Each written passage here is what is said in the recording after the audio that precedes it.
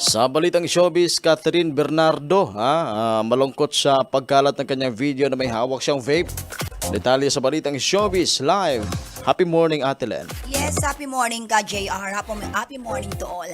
Napaunlak na nga karagdagang panayon si Catherine Bernardo, JR, sa ilang miyembro ng press matapos ang Grand Media Conference ng pelikulang A Very Good Girl na pinagbibidahan nila ni Golden Globes Award nominee Dali De Leon.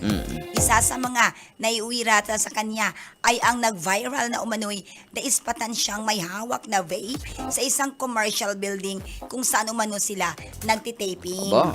Hindi inamin o ikinahila ni Catherine kung talaga bang gumagamit siya nito o parte lamang ng role niya sa pelikula.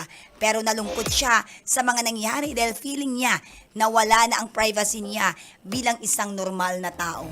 Okay, pakiusap pa ng aktres sa publiko na sana hindi na maulit ang ganoong senaryo dahil anya, kailangan din nila ng privacy at personal space kahit sila ay artista. Hindi naman talaga maiwasan, lalo na't sikat ka eh. Oo, pag sikat ka, may mga ganun talaga na mga Talagang kahit bumili ka lang dyan sa tindahan, talagang bibidyohan ka niyan. Oo. Ate Len. Oo. Lalong-lalo na pag sikat ka, JR. Oo, ganyan talaga buhay artista. Oo. Ganyan talaga buhay naming artista. Mga buhay artista. Okay, thank you. Yan ang ating showbiz balita this morning and the Ate Len. Ti amo, I love you. Radyo Alternatibo Balita.